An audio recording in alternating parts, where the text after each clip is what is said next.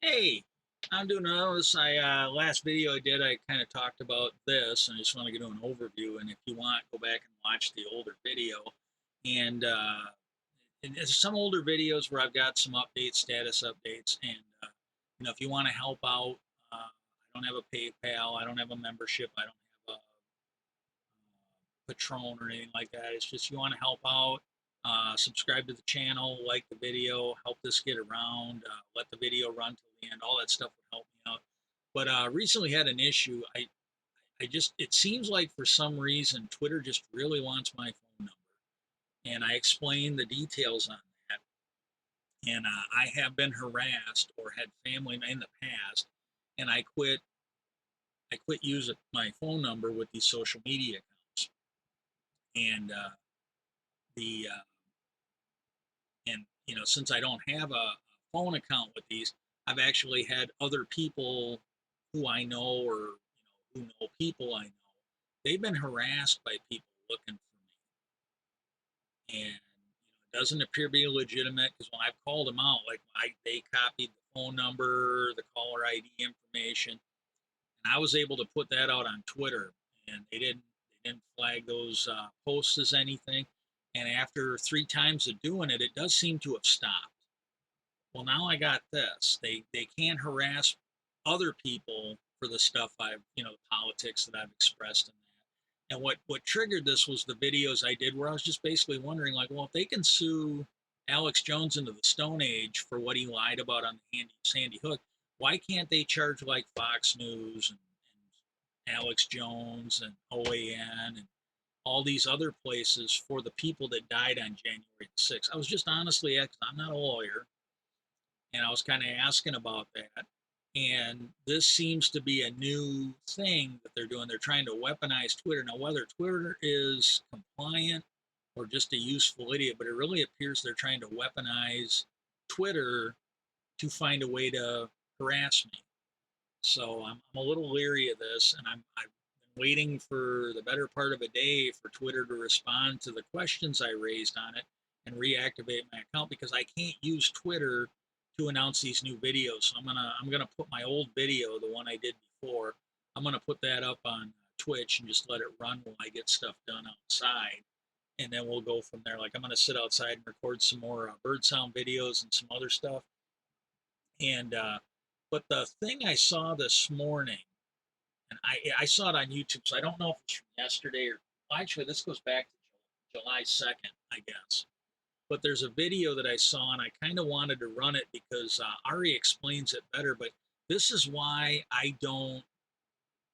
This is why I don't put my phone number. Well, I don't have one right now, but this is why I quit using my phone number online, because of the very fine people on the left that you might encounter. And it seems like somebody is just bound and determined. And I covered this in the old video, but I do want to talk about what Ari Melber. Just hang on one second. Where Ari Melber was actually talking about this at the beginning of the month, because this is something that sort of came up yesterday in a Twitter discussion, where you had people that just didn't understand why the FBI had to shoot that fucking military nut job in the head for trying to, well, let's see, she broke into the Capitol. She was part of a mob that was armed and threatening violence on members of Congress and the vice president, the president of the Senate. And then, despite numerous police warnings to stop trying to breach the doorway and come into the building, they shot her in the head. And there were those of us on Twitter yesterday, they're like, well, what did you expect? And when I saw this, I'm like, oh my God.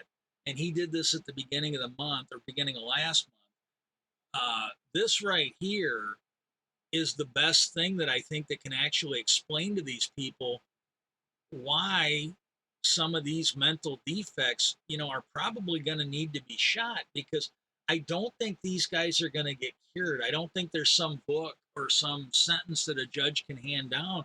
A lot of these people are only going to be cured when the embalming fluid hits them. And so for right now, it's just a matter, I mean, are you willing to die for their mental instability? Are you willing to die for the GOP's need to have these mental defects help them steal elections? I'm not willing to die for these people. I'm really not. People connected to Trump who have not been complying has been at a very slow, careful, sensitive pace. Take two of some former White House aides who refused to comply with lawful subpoenas, Bannon and Navarro. Well, they've had plenty of time. Bannon had weeks between refusing to comply and being held in contempt, another month until he was indicted in November. And even in a dispute over non-compliance, I want you to understand, legally, the Justice Department still arranged to give Mr. Bannon the opportunity to come in voluntarily, which he did. Now, Peter Navarro spoke openly about his efforts to overthrow the election, which brought legal scrutiny on him. He put out a book, he did interviews. Only after all that did Congress subpoena him in February. Then, when he did not comply, he was held in contempt in April and indicted months later in June. Now, after all that, unlike Bannon, the DOJ did not try, perhaps because they're not naive, they did not try to get him to come in voluntarily. Similar to the legal process for Trump, where you have to go to a judge, the DOJ determined Navarro was not legally trustworthy. That's not an opinion, there's actually a standard for that. So they asked the judge to approve what was the less intrusive approach. And that left Mr. Navarro outraged, rattled, and seemingly experiencing something that he did not think could happen to him. Former advisor Peter Navarro is at this hour in federal custody. He was issued a subpoena in February to produce documents and appear before the committee in March, but refused to do either. What did they do? They intercepted me getting on the plane. I mean, they put me in handcuffs, they bring me here, they put me in leg irons, they stick me in a cell. That's unity. They did put him in handcuffs. This is what's supposed to happen. This is honestly what's supposed to happen when you are part of a criminal conspiracy. I mean, you're innocent until proven guilty. But like when you go on TV talking about your book, which is what Navarro did. He went on TV, talked about his book that was coming out, and he basically said that, you know, in their attempt to overthrow, and he didn't word it this way, but in a nutshell, he was said, well, yeah, in our attempt to invalidate the election, which my guy lost, he goes, there were 100 members of Congress that were involved in this. There were 100 members, including some senators. These Republicans have gotten so used to, I mean, Nixon's people, there were people like Nixon himself, but there were people that worked for Nixon mostly. They didn't go to jail for their crimes. When you look at the Reagan and the Bush administration, Iran-Contra and some of the other stuff they did, they didn't go to jail for their crimes. When you look at the Bush administration, you know, his vice president, when they wanted to keep investigating that Iran-Contra, I don't think Reagan really knew what was going on because he had some mental health issues. He was coming down with Alzheimer's or dementia. Well, there's some speculation that when George Bush Sr. got Bill Barr to help him pardon all those people, that they did it to prevent it from coming back to Poppy Bush. Then you look at the Bush Jr. administration. You know, they sat there and they committed war crimes. They had a guy write a memo that said that, you know, waterboarding, among other things, which we executed Japanese soldiers for, was somehow okay. And they didn't send anybody for war crimes. That guy who wrote the memo should have maybe been prosecuted for war crimes. There were a whole bunch of people in the Pentagon and elsewhere that should have been and we didn't do it. You know, when Obama got in there, they're like, oh, you know, let's just turn a blind eye to it. And so then you have the Trump administration. You know, first you had a guy that covered up a crime that he didn't commit. Then you had the Reagan administration. They did a crime. They actually did a crime. The White House. They didn't cover up what their operatives did. It was actually a planned crime from the White House. They were selling, if I remember it, this is like some ancient history here. But if I remember right, they were selling drugs so that they could arm like people that were more or less, I think, a terrorist organization to fight somebody they didn't like because they couldn't get the Congress. They tried. They're like, hey, Congress, can we buy some weapons for these people? And they go, oh no, they're scumbags. We're not buying. We're not going to be associated with them. Oh well, gee, I don't know. Should we just honor Congress's wishes, or should we sling some fucking dope and buy them some weapons under the table? Gee, I don't. Nah, nah. I don't know where that's going to go, but it seems to me that would be wrong. And then you got the Bush administration. They didn't sell some dope to buy some weapons for terrorists. They turned a blind eye to the terrorists. They put terrorism on the back burner. They didn't think it was a threat. They didn't think it was something we needed to worry about.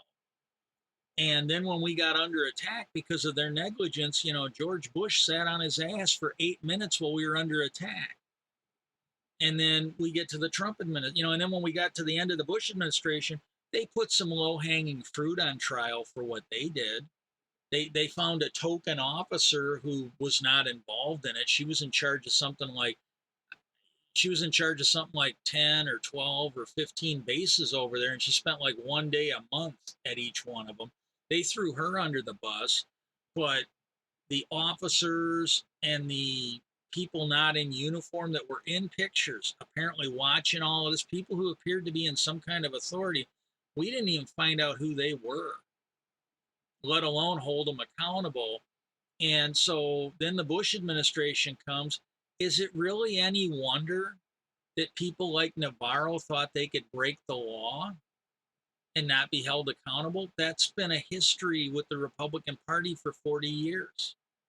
You know, they had a governor, I think it might have been down in Virginia. He was clearly taking bribes.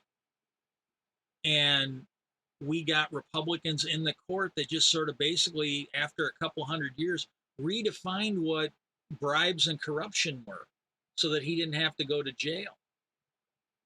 I didn't know that until recently. There was some legal advisors for the MSNBC. They're like, well, yeah, they historically have just drastically changed what bribery and corruption is. And I mean, you look at, you hear the jokes where like Congress should start being like NASCAR, where whoever's paying for them, they should have to put their fucking flags on their uniform. We've basically legalized bribery in the Senate too, and in Congress.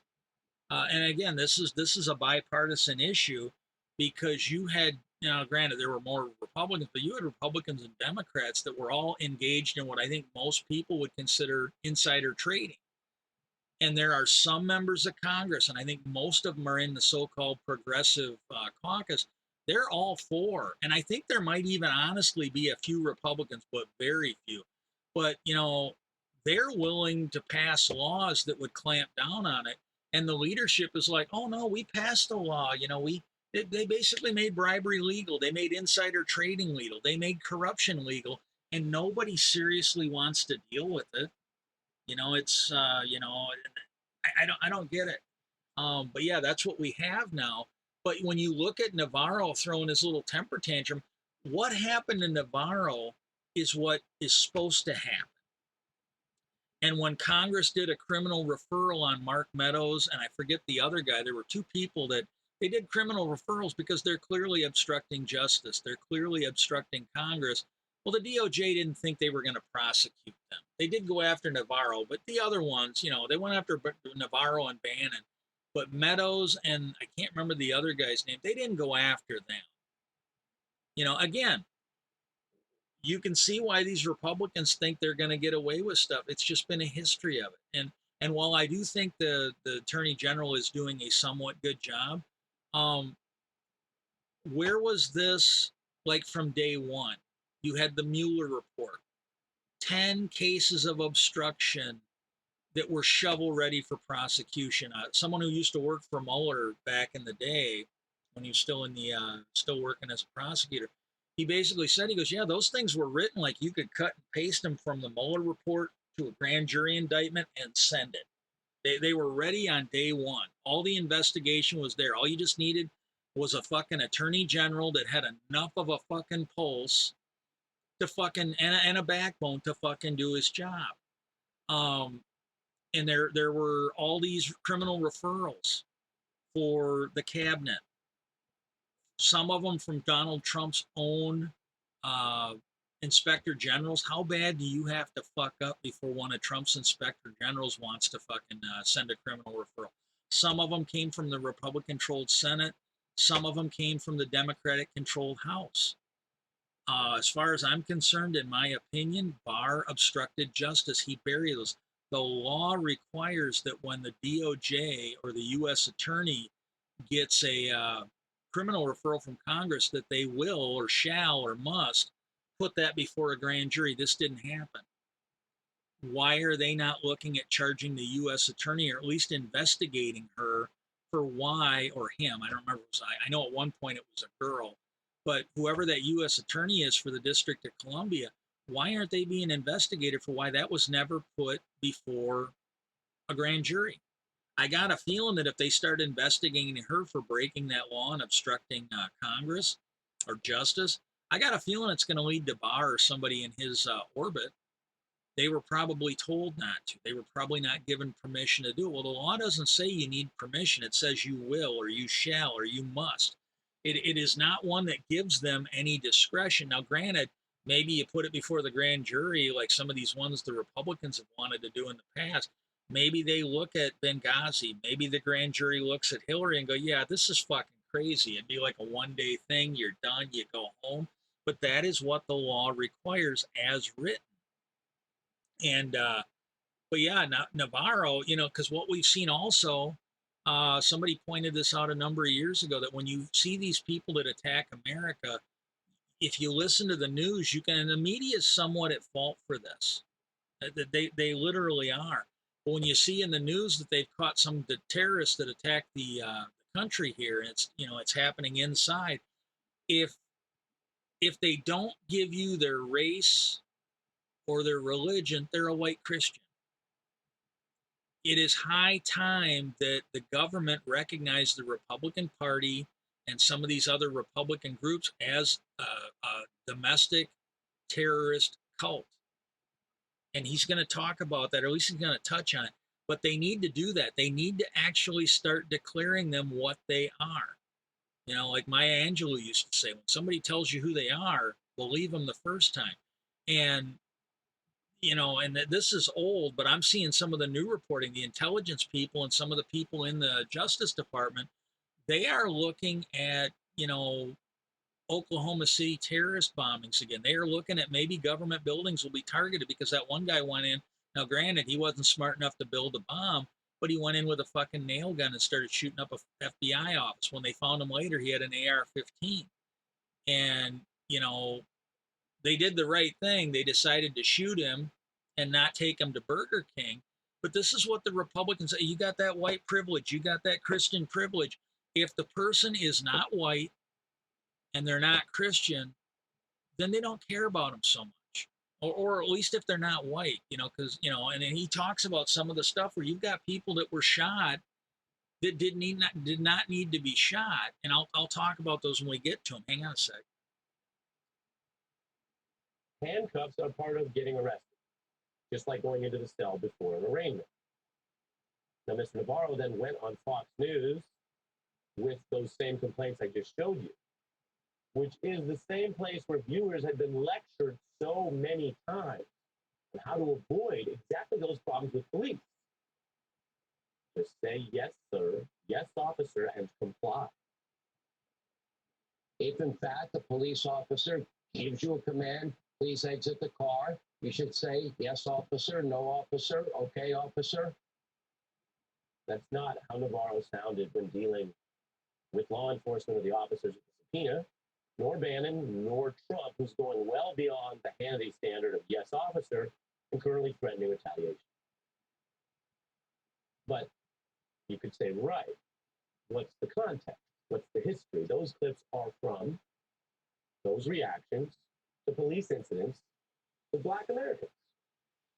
So let's get into it. Some of what I showed you was the reaction to when an unarmed man, Walter Scott, was running away from an officer who shot him in the back and killed him. That was found to be illegal force because it was secretly caught on tape. Otherwise, we'd never know about it. Many critics still assailed Mr. Scott, seen there not posing a threat, for not complying. He's dead. Many times police use force even when people are seen complying. That guy they just showed, from what I remember, and he doesn't touch on it here, after he shot the guy, the cop tampered with the crime scene. He went and picked his taser up and went and put it near the body, from what I remember, to make it look better for him. And, you know, I'm sorry, that's wrong. He shouldn't have shot the guy. But like when he did that, he tampered with the crime scene. If you or I tampered with the crime scene without a, you know, unless we could convince him that it was a, we'd be getting charged with that. That cop, I don't think, spent one day in court for any of that. I think they just sort of, I might be wrong because it's been a few years and I'm just going by the reporting here, but they just sort of scrubbed that and, you know, buried it under the table. They did not do their due diligence on that. Fine. Terrence Crutcher had his hands clearly above his head, surrounded by officers and a cop car. When an officer still shot and killed him, that officer was acquitted. Now we're hearing talk about how agents searched Donald Trump's home under a warrant, or how they executed that arrest warrant for Mr. Navarro. Now remember, it was a no-knock warrant, not the least intrusive means, that was used in an operation that led to the police shooting a hospital EMT, Breonna Taylor, shooting her to death while she was asleep. That operation did not afford her a chance to comply. Or take a recent case involving Mr. Jacob Blake. Now, he had not complied with an arrest warrant, so that's what we could call Peter Navarro territory. But when police approached, he was not ever seen threatening or attacking. He was documented walking away. That's when police shot him in the back 7 times, paralyzing him. A rush to use force in this disturbing scene. Okay, I'm gonna take issue with that, and this happened in my state. I got the home court advantage here. I worked security a number of years ago when I was still healthy in my youth, and the first couple years we worked, we were inside. We mostly did it, to be completely honest, we mostly did it so we could see free concerts. And then the third, I think it was the third year we worked, we got stuck out in the parking lot. And if we had been there to beat people up and enjoy it, we'd have probably stayed. And we worked out the season. But the main, like me and the friends I went with, the main reason we did it was so we could see the concerts. We couldn't see the concert. We could still hear them, but we couldn't see the concerts anymore. I mean, I think it was the first year we worked there. Might have been the second, but I think it was the first year we worked there. We got to watch the Rolling Stones. No, that might have been the year we were outside. One of the years when I was there, I got to see the Who. I was carding people at the beer garden, and I was just, I mean, I had better seats than, I had better place to watch. It wasn't really a seat, but I had a better place to watch that than some of the people that paid tickets. And, you know, so that was pretty cool, you know, so we were pretty happy about that. And, but when we got outside, the one older security guy, we were young, we didn't have a clue. And he's like, hey, look, you know, I'm not telling you what to do, but, you know, you might want to be a little more cautious now that we're outside. And we're like, why? And he goes, well, he goes, when you're dealing with somebody inside, they're limited by what they can sneak in. You know, and they're all padded down. There was some check. Now, some of the people that checked were not doing a very good job, because we saw some bikers came in, they were wearing a fucking open knife on their body. You know, you didn't even have to check their pockets. All you had to do was open your fucking eyes and you'd have seen it. But he's like, they could have a shotgun. He goes, technically, they could have a fucking rocket launcher in their car. You don't know what they have, so you should be a little more careful out here. And, you know, that was food for thought. It was absolutely food for thought. It was a very good idea. And so I don't know. I literally don't know. But that guy there, and, you know, even if the cops didn't know he had a warrant, there was an incident. They were called for a disturbance. They got a guy that they're repeatedly seen giving instructions to, and he's just ignoring him, walking away. The cop did not shoot him until he entered his car. And I can tell you from my limited experience as a pseudo security guy, you have no idea. And this is what, when we were talking on Twitter the other day, somebody wanted to know, well, why did they have to shoot her? She was unarmed. Well, I'm sorry. And somebody responded, they go, look, if you got a violent mob outside your house and one of them starts trying to crawl in through your window, what would you do? What the fuck would you do? And it's the same thing. This guy was trying to get in his car and he got shot. And again, you could maybe go after the cops for there were 3 or 4 of them. Why didn't they pin him down and put handcuffs? Well, then you'd have people crying about that. And, they did find a knife, but it doesn't matter whether he had a weapon in his car or not. The cops had no idea, and they did not shoot him until he tried to get in his car. They didn't shoot him when he put the key in ignition. They had to be on some level worried about what he was going to. And this is what's so sad about that female cop that went to jail in Minnesota. That guy tried to break away from the cops. He started getting into his car as soon as that door went open. Now, granted, she probably panicked because I don't think she'd ever been in an active shooter thing, but she panicked and shot that guy. I'm sorry. We're going to basically have cops that are going to be too afraid to protect us if we keep up with this stupid shit. That should have been a valid shooting. It absolutely, this one and that one in Minnesota, they should have been seen as valid shootings.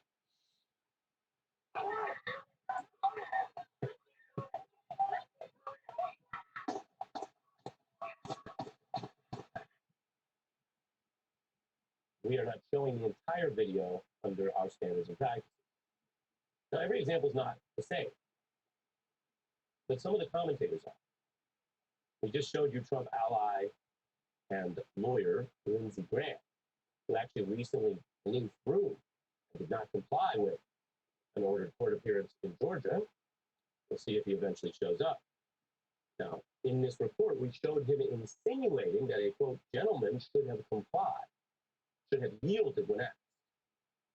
I just showed you Mr. Blake. That was Senator Graham talking specifically about Jacob Blake.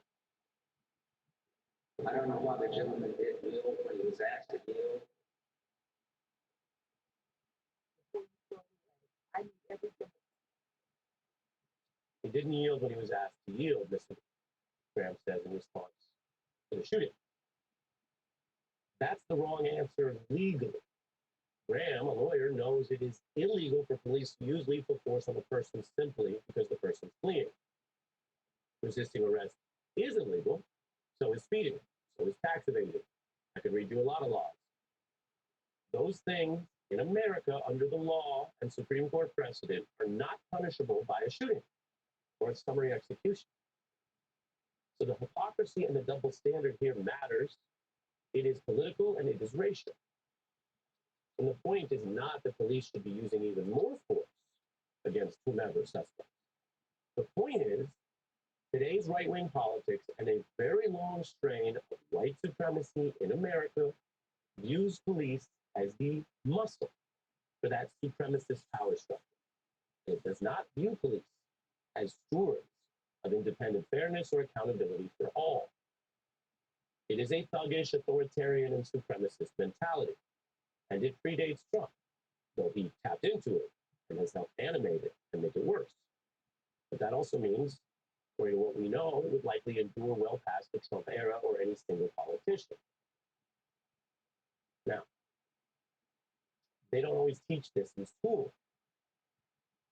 So consider class in session here on the news tonight. Ibram Kendi has documented this wider history where many Americans may genuinely but mistakenly believe police violence is caused by just a lack of compliance rather than the violent remnants of slavery. And this is about facts and data, which show that American police escalate interactions on a racial basis. Police use more aggressive and less respectful approaches to Black Americans in traffic stops, which are a very common first order interaction between random people and police.